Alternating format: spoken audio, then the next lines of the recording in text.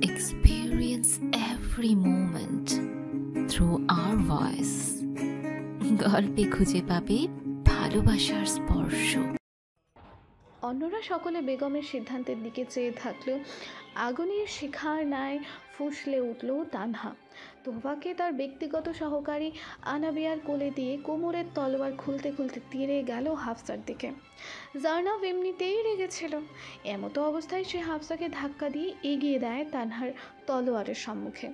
কন্যার আক্রমণাত্মক আচরণে অবাক হলো সুলতান শাহজেল। শাহজাইনের মৃত্যুর পর থেকে এইসব বিপরীতমুখী অবস্থা দেখে আসছে সে।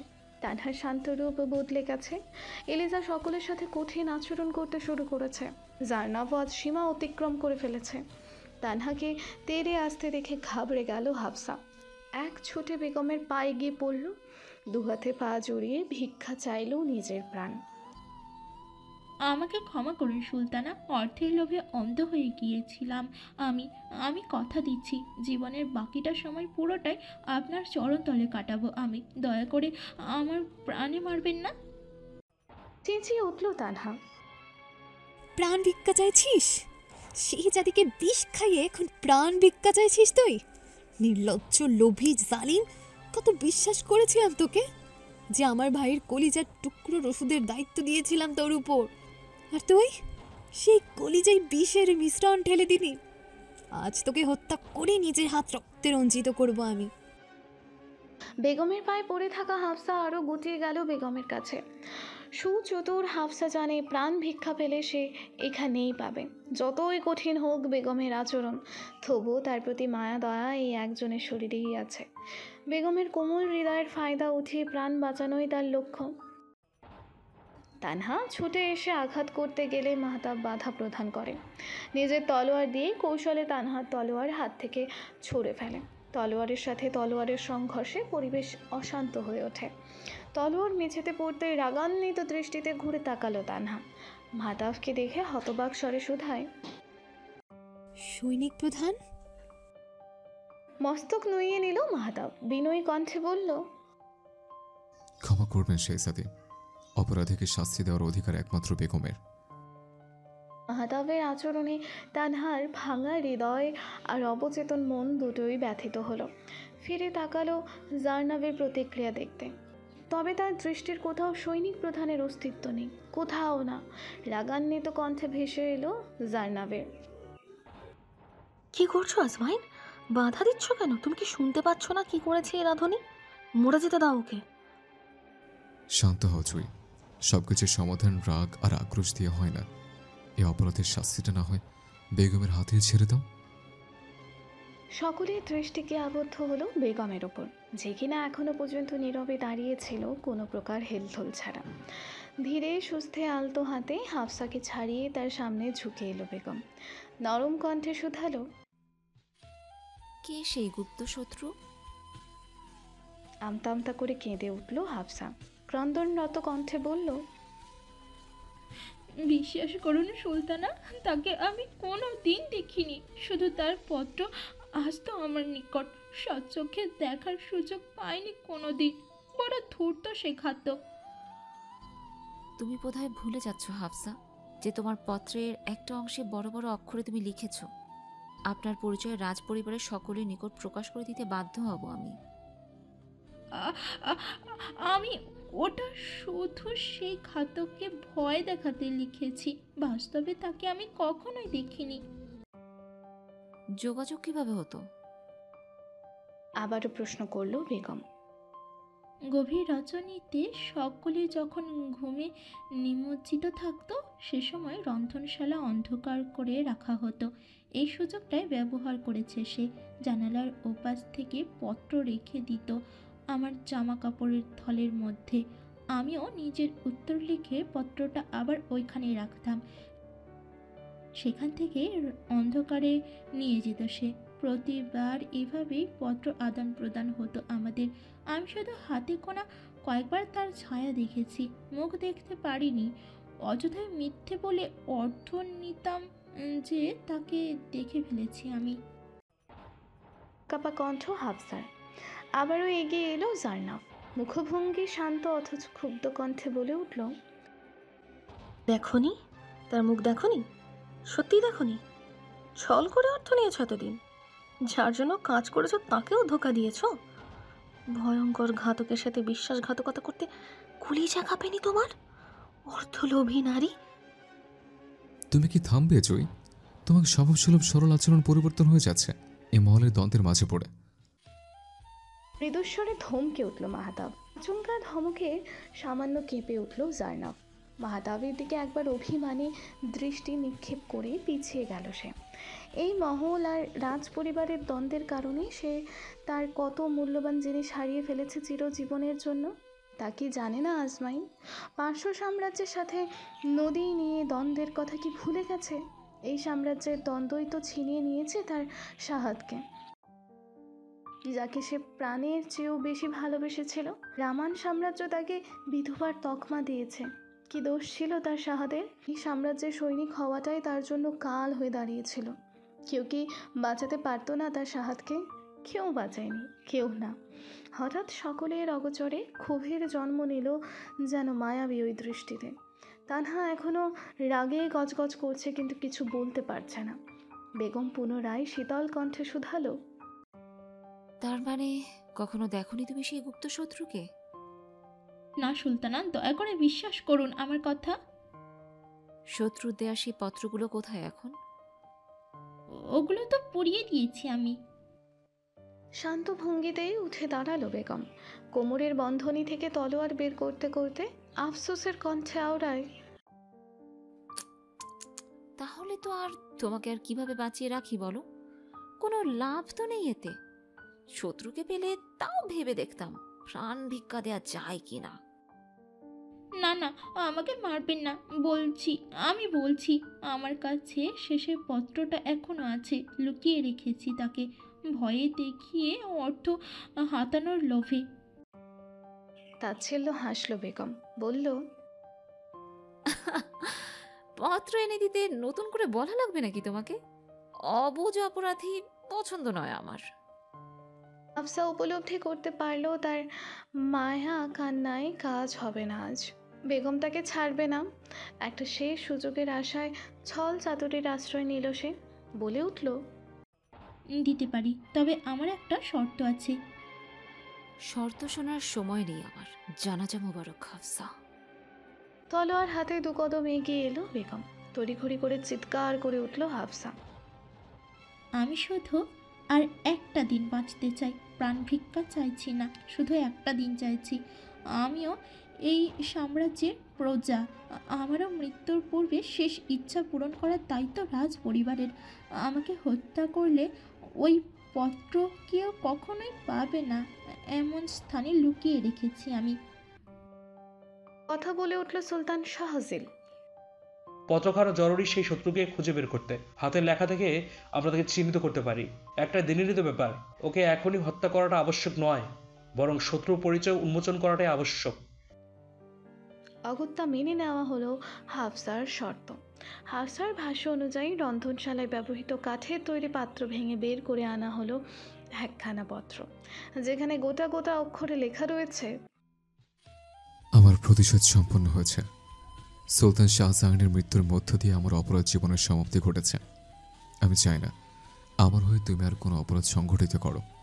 তোমার আমার আদান প্রদান সংযোগ এখানে শেষ। আমি আমার প্রতিশোধ পূর্ণ করেছি, শেষ করে দিয়েছি সুলতান শাহজাহানকে। প্লিজে সুলতানকে শেষ করে দিতাম, কিন্তু কোনো এক কারণে সেই সিদ্ধান্ত বদলে ফেলেছি আমি। কারণটা অবশ্যই তোমাকে বলতে বাধ্য নই। আর তোফা বাচ্চাটা মায়াবী। প্রথম থেকে তাকে মারতে চাইলেও এখন অচেচিত কারণবশত তার প্রতি মায়া জন্মে গেছে আমার। পরবর্তীতে তোফার ক্ষতি করার চেষ্টাও করো না হাফসা, আর ফলাফল ভয়ঙ্কর হবে। পুলিশ এসে বলবো আমি নতুন এক জীবনের শুভ সূচনা করতে চাইছি, আমার এই অপরাধের জীবনে ইতি টেনে। পত্র পড়ে বিস্ময়ের সীমা রইল না যেন। কে সে শত্রু যার তোফার প্রতি হঠাৎ মায়া জন্মে উঠল? বেগমকেই বা কেন ছেড়ে দিল? এলিজা সুলতানকে কেন মারতে চায় না সে? শুধুমাত্র সুলতানি কি তার লক্ষ্য ছিল? হাফসা বলে উঠল, পত্র তো দিয়ে দিয়েছি, এবার ছেড়ে দিন আমাকে। বাঁকা দৃষ্টিতে তাকালো বেগম, উপহাসের স্বরে বলল, এমন তো কথা ছিল না হাফসা। একটা দিন দিয়েছি তোমাকে, তবে সেই দিনের সূচনা হবে কারাগারের 4 দেয়ালের মধ্যখানে। মাহতাব, ওকে এক্ষুনি কারাগারে নিক্ষেপ করো। সাত সকালে কারাগার থেকে টেনে হিঁচড়ে বের করা হচ্ছে হাফসার মৃতদেহ। মধ্যরাতেই হয়তো হত্যা করা হয়েছে তাকে, যার দরুন সকাল হওয়ার পূর্বেই লাশ শক্ত হতে শুরু করেছে। ফয়েজের মতোই একইভাবে বুকে খঞ্জর ঢুকিয়ে মারা হয়েছে হাফসাকে। না, তাকে সম্রাজ্ঞী শাস্তি দেয়নি, শাস্তি দিয়েছে অজ্ঞাত খুনি, এই মহলের সবচেয়ে বড় শত্রু। কারাগারের তালা অক্ষত রেখেই সে প্রবেশ করেছিল কারাগারে। এর থেকেই বোঝা যায় এই মহল কতটা আয়ত্তে আছে সেই গুপ্ত শত্রুর।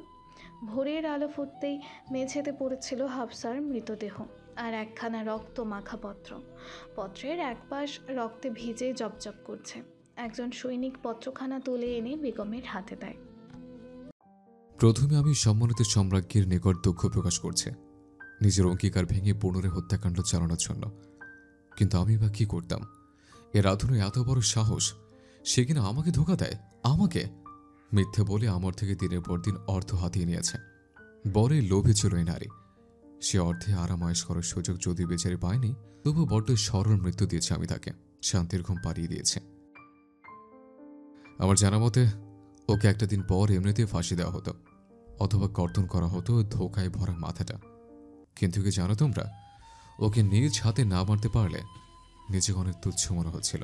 এই সম্রাজ্ঞীর শাস্তির অপেক্ষা না করেই বাধ্য হলাম হত্যা করতে। সবশেষে একটা কথা শুনবে এলিজা সুলতান, আমার ভাগ্যটা খুবই খারাপ, খুব খুব খারাপ।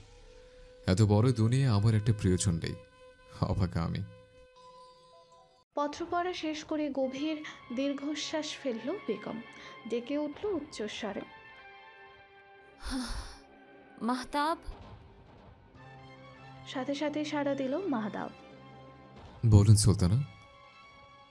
তোমাকে ঠিক 1 প্রহর সময় দিলাম। সূর্য মধ্যাকাশে বিচরণ করার পূর্বেই এই মহলের প্রতিটা মানুষের হাতের লেখনির সম্মুখে চাই আমার। সৈনিক, সেবক, সেবিকা, রাঁধুনি, এমন কি রাজ পরিবারের মানুষগুলো যেন একখানা ছোট পত্র লিখে নিচে নিজের নাম স্বাক্ষর করে দেয়। পত্র লেখার সময় তুমি নিজে দাঁড়িয়ে থেকে তদারকি করবে, যেন সামান্য এদিক থেকে ওদিক না হয়। চাইলে কারো সাহায্য নিতে পারো। বুঝতে পেরেছো আমার কথা? অবশ্যই সুলতানা।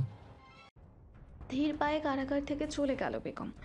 হাতে রক্তে ভেজা পত্রখানা সযত্নে চেপে ধরেই নিজ কামরার উদ্দেশ্যে রওনা হলো। চিন্তিত মুখখানি একেবারেই নিস্তেজ। সুন্দর সেই 2 নয়নে কোথাও স্বস্তির দেখা নেই। উঁচু পেট নিয়ে চলাফেরা করতে কিছুটা সমস্যা হলেও বরাবরের মতোই নিজের আত্মবিশ্বাস ধরে রেখেছে সে। যথাসম্ভব নিজেকে শক্ত রাখার প্রয়াস থেমে নেই। গোটা একটা সাম্রাজ্য যে তার উপর নির্ভরশীল, কিন্তু আর কতদিন এভাবে? তার গর্ভে থাকা ছোট্ট প্রাণের অস্তিত্ব যত বাড়ছে, দিনকে দিন এগিয়ে আসছে তাকে দুনিয়ার আলো দেখানোর সময়, ঠিক ততটাই শারীরিক মানসিক সমস্যায় ভুগছে বেগম। ক্রমশ তার শরীর দুর্বল হয়ে পড়ছে, শরীরে শক্তি পায় না আগের মতো। জানা নেই আগামীতে হবে কি। ধীরে ধীরে তার শরীর এতটাই দুর্বল হয়ে পড়েছে যে এই সাম্রাজ্য বাঁচানো তো দূরের কথা, নিজেকেই রক্ষা করতে পারবে না সে। নিজেকে কেমন অসহায় লাগে আজকাল। তুমি কি আমাকে একটু সাহায্য করবে জয়ী? হঠাৎ মাহতাবের কথাতে চমকে উঠল জার্নাব। এতক্ষণ তার ধ্যান শুধুই হাফসার মৃতদেহের দিকে ছিল। এক দৃষ্টিতে চেয়ে দেখে যাচ্ছিল কারাগারের দিকে। অন্যদিকে মনোযোগ ছিল না বিধায় মাহতাবের কথা ঠিকঠাক শুনতে পারেনি সে। তড়িঘড়ি করে বলে উঠল, কি ভাবছে এত? শুধালো মাহতাব। না কিছু না, বলো কি বলবে। কথা কাটিয়ে নিতে চাইল জার্নাব। লক্ষ্য করলো মাহতাব হুট করে সামান্য সন্দিহান কণ্ঠে বলে উঠল, সেদিন তো বাগানের মৃতদেহ দেখে তুমি ভয়ে জ্ঞান হারিয়ে ফেলেছিলে, আজ কিভাবে হাফসার মৃতদেহ দেখছো, তাতে স্বাভাবিকভাবে? এভাবে কথাখানা জিজ্ঞেস করাতে কিছুটা হকচকি উঠল বোধহয় জার্নাব। কাটা কাটা স্বরে কিছুটা রাগ করেই বলল, দেখতে দেখতে অভ্যস্ত হয়ে গেছি আমি, আর কত ভয় পাবো? তুমি কি দেখোনি সেদিনের লাশের অবস্থা? কতটা ভয়ানক ছিল, কতটা নিষ্ঠুরভাবে মাংসগুলো খুবলে নেওয়া হয়েছিল। সেটা সহ্য করতে পারিনি আমি। আর এই রাধুনির মৃতদেহ একদম স্বাভাবিক, তাই ভয় লাগছে না আমার। তাছাড়া এসব দেখতে দেখতে সয়ে যাচ্ছে। নিজের ভয় কাটিয়ে ওঠার চেষ্টা করছি আমি। নিজের করা প্রশ্নে খানিক লজ্জিত হয়েছে মাহতাব। নিজের উপরই রাগ হলো তার। বারবার সে কিভাবে নিজের অজান্তেই জয়কে কষ্ট দিয়ে ফেলে। আসলেই হৃদয়হীন সে। অপরাধীর মতো বলে উঠল, আমি দুঃখিত জয়ী, আমি আসলে ওভাবে বলতে চাইনি। উত্তর আসলো না অপর পাশ থেকে। অভিমানেই হয়তো মুখ ঘুরিয়ে রেখেছে জার্নাব। ডাকলো মাহতাব। জয়ী, এবারও কথা বলল না জার্নাব। সফেদ হিজাবটা টেনে খানিক ঠিক করে কটকট করে হাঁটা শুরু করলো কামরার উদ্দেশ্যে। পেছনে পেছনে এগিয়ে আসলো মাহতাব নিজেও। মহলের সকলের লেখনী সংগ্রহ করতে আমাকে একটু সাহায্য করতে পারবে? পুনরায় বলল সে। পারবো না, তোমার কাজ তুমি করো। তোমার বোনের নির্দেশ যখন করতে তো হবেই, কিন্তু আমাকে কে সাহায্য করবে? তুমি ছাড়া আর কে আছে আমার এখানে? এবারে দাঁড়িয়ে পড়ল জার্নাব।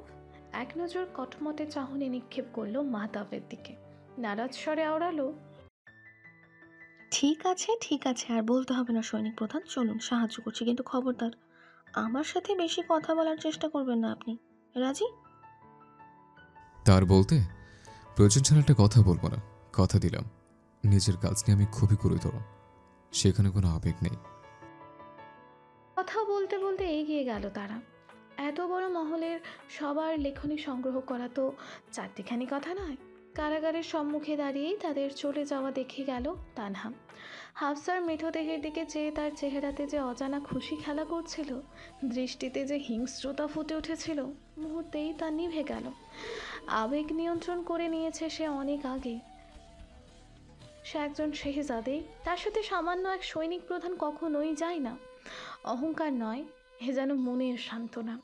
পুনরায় হাফসার দেখেছে, তখনই আবারও ক্ষোভে ফেটে পড়ল যেন। হিংস্রতা ভর করলো হিজাবে ঢাকা মুখখানাতে। হিতাহিত বোধ শূন্য হয়ে সজোরে নিজের তলোয়ার চালনা করলো হাফসার মৃতদেহে। আক্রোশের সাথে চেঁচিয়ে উঠল, ধ্বংস হয়ে যা তুই! এদিকে ততক্ষণে শুরু হয়ে গেছে লেখনী সংগ্রহ। মামা হাদিদ কিছুটা বেঁকে বসলো মাহতাবের কঠোরতার কাছে, এক প্রকার হার মেনেই বাধ্য হয়ে নিজের লেখনী দিয়েছে। কোনো প্রকার দ্বিমত ছাড়াই নীরবে নিজের লেখনী দিয়েছে ওয়াসিফা সুলতান। তবে এখনও নিশ্চুপ সে। পুত্রের শোকে সেই যে নীরব হয়েছেন তিনি, তা আর ফোরায় না। তানহা পত্র দেয়নি, জোর করেও কোনো কাজ হয়নি। তার একটাই কথা, সে পত্র দিতে পারবে না। দেবে না মানে দেবে না। কেন দেবে না? কিসের জন্য? এমন কেন কারণেই সে উল্লেখ করেনি। বিচক্ষণ সুলতান শাহজিল কিছু বলার আগেই পত্র লিখে নিচে নিজের স্বাক্ষর দিয়ে দিয়েছে। একে একে ফাইজা, আব্দুর রহমান সহ সকলের লেখনী জমা করা হলো। বেগমের নিকট সমস্ত লেখনী জমা দিতে যাওয়ার আগ মুহূর্তে মাহতাব বলে উঠল, এখানে তোমার লেখনীও লাগবে জয়ী, একখানা পত্র লিখে দাও। অবাক দৃষ্টিতে চাইল জার্নাব। বিরক্ত ভরা কণ্ঠে জাহির করল, আমার লেখনী? আমি কি শত্রু নাকি যে লেখনী দেব? কে শত্রু তা আমরা জানি না, এটা বেগমের হুকুম, যা মানতে আমরা সকলে বাধ্য। কঠোর স্বর মাহতাবের। আমি বাধ্য নই। তুমি বাধ্য জয়ী, এটাই নিয়ম, তাই শুধু শুধু কথা বাড়িও না। এবার তুমি বেশি বাড়াবাড়ি করছো আসমাইন। রাগান্বিত কণ্ঠ জার্নাবের। আনমনে শুধালো জার্নাব, ছি ছি, আমি তোমাকে সন্দেহ করতে যাবো কেন? আমি তো জানি জয়ী এরকম কিছু করতেই পারে না কখনো, শুধু নিজের দায়িত্ব নেভাতে তোমার লেখনী নিচ্ছে। আর কথা বাড়ালো না জার্নাব। ইতস্তত ভঙ্গিতেই ছোট্ট একখানা পত্র লিখে দিল তাড়াহুড়ো করে। সূক্ষ্ম কণ্ঠে আওড়ালো, এতটা বোকা নয় গুপ্তশত্রু যে নিজ হাতে পত্র লিখে রেখে যাবে কারাগারের ভেতর। তোমার কি মনে হয় এভাবে তাকে ধরা যাবে? অনেক বড় বড় অপরাধীও মাঝে মাঝে ছোট ছোট ভুল করে বসে, তাই চেষ্টা করে দেখতে তো দোষ নেই। বলতে বলতে পত্র হাতে নিয়ে চলে গেল মাহতাব। বেগমের কাছে জমা দিতে হবে এখন। রাজসভার বিশাল রাজকীয় সিংহাসনে বসে আছে বেগম। ভারী পেট নিয়ে এত উঁচু সিংহাসনে বসে থাকতে কষ্ট হলেও বসে আছে সে। শত্রুকে খুঁজে পাওয়ার আর এটাই আপাতত একমাত্র উপায়। তাই সে নিজে উপস্থিত থেকে লেখনী মিলিয়ে দেখতে চাইছে আসলে কে সেই শত্রু। রাজপরিবারের সদস্যরাও সেখানে উপস্থিত হয়েছে একে একে। মাহতাব এসে বেগমের সম্মুখে সমস্ত পত্রগুলো রেখে দিল। মাথা নুইয়ে নত মস্তকে জানিয়ে দিল, আমাকে ক্ষমা করবেন সুলতানা, শেহজাদি তানহার লেখনী আমি আনতে পারিনি। সে কথা আমার পূর্বেই জানা ছিল মাহতাব। তোমার কোনো দোষ নেই এখানে। যে আসল অপরাধী সে কখনোই প্রমাণ জমা দিতে চাইবে না, এটাই তো স্বাভাবিক। কথাখানা বলতে বলতে অদূরে কেদারায় বসে থাকা তানহার দিকে চাইল সে। বাঁকা আর অত্যন্ত গুরুগম্ভীর সে দৃষ্টি। দুর্বল শরীর আর সায় দিচ্ছে না, তবু সিংহাসন চেপে ধরে বসে আছে বেগম। কঠিন গলায় তানহার উদ্দেশ্যে কিছু বলতে নেবে এমন সময় উঠে দাঁড়ালো তানহা। উচ্চস্বরে বলল, আমাকে অপরাধী বলছো তুমি? এই সাম্রাজ্যের শেহজাদি আমি। প্রমাণ ছাড়া আমাকে দোষারোপ করার কোনো অধিকার তোমার নেই। তাহলে লেখনী কেন দাওনি? ভয়ে? ভ্রু কুচকে শুধালো বেগম। কটমট করে উঠল তানহা। রাগান্বিত স্বরে আরও কিছু বলার পূর্বে প্রতিবাদ করে উঠল সুলতান শাহজাল। সাবধান এলিজা, আমার কন্যার সাথে এরও আচরণ সহ্য করবো না আমি। তাহলে আপনার কন্যাকে বলে দিন যেন সে নিজের লেখনী জমা দিয়ে দেয়, নতুবা শাস্তি ঘোষণা করতে বাধ্য হব আমি। শক্ত কণ্ঠ বেগমের। পিতাকে প্রথম তার জন্য প্রতিবাদ করতে দেখে তানহা চরম খুশি হয়েছে। জীবনের প্রথম সে অনুভব করতে পারল তার প্রতি পিতার কিছুটা হলেও টান আছে, পিতৃত্বের টান। ভুলে গেল বেগমের সাথে হওয়া বাঘ বিতণ্ডা।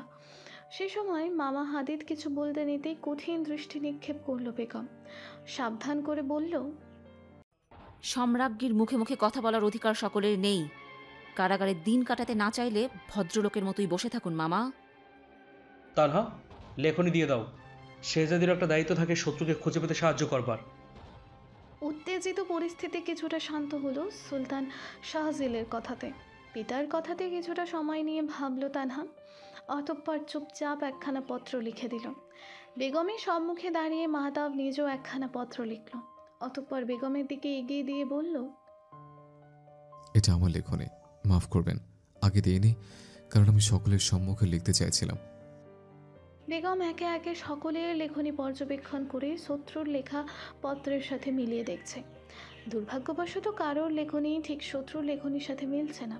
এমতো অবস্থায় রাজসভার দ্বারের সামনে থেকে ভেসে এলো একটি পুরুষালী কণ্ঠস্বর। আমার লেখনী নেবে না? উপস্থিত সকলে প্রায় একসাথে পেছনে ফিরে তাকালো। চমকে উঠে সম্মুখে দৃষ্টি রাখলো বেগম। মানুষটিকে কেউ হয়তো আশা করেনি। তার দরুন সকলের দৃষ্টিতে অবাকের ছায়া। বাক্যটা যে বেগমের উদ্দেশ্যেই ছিল এতে কোনো সন্দেহ নেই। ক্রমশই এগিয়ে আসছে পুরুষটি। ভরা রাজ দরবার কিছুক্ষণের জন্য কিঞ্চিত অবাক হয়েছে হুট করে কারোর আগমনে। এভাবে বেগমের কাজের মধ্যে কথা বলে ব্যাঘাত ঘটানোতে রাগান্বিতও হয়েছে খানিকটা। দ্বার বরাবর দাঁড়িয়ে আছে আগন্তুক। নীরবতা ভেঙে বেগম বলে উঠল, বণিক? আমাকে চিনতে পেরেছে তাহলে সম্রাজ্ঞী? কি সৌভাগ্য আমার। বলতে বলতে দাঁড় ঠেলে ভেতরে এগিয়ে আসে আবরার জাওয়াত। মাথার সফেদ টুপিখানা পূর্বের মতোই মাধুর্য ছড়াচ্ছে। তার কথার সুর ভালো ঠেকল না বোধহয় কারোর নিকট। বেগমের সাথে এভাবে কথা, এত রীতিমতো অভদ্রতা, সম্রাজ্ঞের অসম্মান। মাহতাব রেগে মেগে এগিয়ে গিয়ে তলোয়ার তুলে শাসিয়ে ওঠে। খবরদার, সুলতানের সাথে ভদ্রভাবে কথা বলো। পাগল হয়ে গিয়েছো নাকি তুমি? খারাপ কি বললাম আমি? শুধু শুধু এভাবে রেগে যাওয়া মোটেই ভালো লক্ষণ নয়। অবাক হওয়ার ভান ধরল বণিক। তার এহেন আচরণে কিঞ্চিত বিরক্ত হলো বেগম। তীক্ষ্ণ কণ্ঠে বলে উঠল, কি চাই? কেন এসেছেন? পার্শ্ব সাম্রাজ্য ধ্বংসের পর তো মহল ছেড়ে চলে গিয়েছিলেন আপনি, তাহলে আজ আবার কেন এসেছেন? মহল ছেড়েছি, প্রণয় নয়। যাক সে কথা। এসেছি আমি অন্য কারণে। শুনলাম লেখনী পরীক্ষা করা হচ্ছে। আমিও তো দীর্ঘদিন এই মহলে ছিলাম, তাই ভাবলাম লেখনীটা নিজ দায়িত্বেই দিয়ে আসি। লেখনী? অবাক হয়ে শুধালো বেগম। হ্যাঁ, লেখনী। প্রয়োজন নেই আপনার লেখনীর। এখানে শুধু বর্তমান সময়ে যারা মহলে আছে তাদের লেখনী সংগ্রহ করা হচ্ছে। যেতে পারেন আপনি। দুকদম এগিয়ে এলো বণিক। অধর কোণে কোথাও যেন সূক্ষ্ম বিদ্রুপ দেখা দিল। চিরপরিচিত শুকনো হাসি হেসে বলল, কাউকে সন্দেহের বাইরে রাখা উচিত নয় সম্রাজ্ঞী। আপনার তো জানার কথা, কাছের মানুষ ধোঁকা দেয় বেশি। কাছের মানুষ? শুধালো বেগম। মানে আমি বলতে চাচ্ছি, শত্রু না ধরা পড়া পর্যন্ত সকলকেই সন্দেহের আওতায় রাখা উচিত। বলা তো যায় না কার মনে কি আছে। মৃদু হেসে বলে উঠল বণিক। রহস্য ছিল যেন সেই হাসিতে। ঠিক আছে, এখানে একখানা পত্র লিখে রেখে দিয়ে যান। দ্রুত তাকে বিদায় করে দিতে চাচ্ছে বেগম। তার অভিব্যক্তি বুঝতে পেরে হাসি মুখে পত্র লিখে বিদায় নিল বণিক। দ্বারের সম্মুখে গিয়েও আবার কী ভেবে পেছনে ফিরে চাইল বেগমের সিংহাসনের দিকে। নজর পড়ল গাউনে ঢাকা বেগমের ফোলা পেটটার দিকে, যেখানে সুলতানের সন্তান ধীরে ধীরে নিজের আধিপত্য বিস্তার করছে। পৃথিবীর আলো দেখার আশায় দুর্বল করে দিচ্ছে শক্তিশালী নারীকে। কতটা দুর্বল হয়ে পড়েছে বেগম তা কেউ ধরতে না পারলেও সে ঠিকই উপলব্ধি করল বেগমের অসহায়ত্ব। সন্তান জন্মের দিন এগিয়ে আসার সাথে সাথে তার ওই সুন্দর মুখখানা যদিও ফ্যাকাশে হয়ে যাচ্ছে, তবু দুই নয়ন যেন এখনও সুলতানের সখী ধরে রেখেছে। আর তার জন্য শুধুই বিরক্তি। হতাশার শ্বাস ফেলে চলে এলো বেগমের নৈকট্য ছেড়ে। রাজসভা পেছনে ফেলে এগিয়ে যেতেই মৃদু স্বরে বলে উঠল, তুমি কেন আমার হলে না জুভিয়া? কিছুক্ষণ দম নিয়ে আবারও আওড়ালো, হুট করে একদিন গোটা পৃথিবী যদি মিথ্যে হয়ে যেত, যদি সেদিন তুমি আমার হয়ে যেতে। মহল ছেড়ে অদূরে বালুর বুকে হারিয়ে যেতেই পুনরায় আফসোস করে বলল, না জানি কতবার প্রতিজ্ঞা করেছি তোমাকে ভুলে যাব, না জানি কতবার সেই প্রতিজ্ঞা ভঙ্গ করেছি আমি। এত খারাপ তো ছিলাম না আমি। তোমার প্রণয়ে আজ আমি প্রতিজ্ঞা ভঙ্গ করতেও শিখে গেছি, অথচ নিজেকে এইভাবে বিলিয়ে দেওয়ার পরেও তোমাকে পাইনি আমি। পশ্চিমা অনিলে যখন বালু উড়ে উড়ে ঢেকে দিচ্ছে তার পদচিহ্ন, সেই সময় সে অনুভব করল জোভিয়ার প্রতি সুলতানের ভয়ঙ্কর ভালোবাসা। জিদানের ক্ষতচিহ্ন, মায়রার পরিণতি, দাঁড়িয়ার করুণ মৃত্যু সব কিছুই চোখের সামনে ভেসে উঠতে লাগলো। মারাত্মক সেই ভালোবাসার কাছে হয়তো তার চাওয়া অন্যায় ছিল, ঠুনকো ছিল, তবুও একবার যদি জোভিয়াকে নিজের ভাবতে পারত সে। অপরদিকে মহলের পরিবেশ ভীষণ গম্ভীর, কারো লেখনী শত্রুর সাথে মেলেনি। হতাশ হয়ে একে একে সকলেই রাজসভা ত্যাগ করতে শুরু করেছে। আবরার জাওয়াত চলে যাওয়াতে চিন্তিত ভঙ্গিমা ত্যাগ করে স্বস্তির শ্বাস ফেলল জারনাফ। এতক্ষণ সে বড় ভয় ছিল।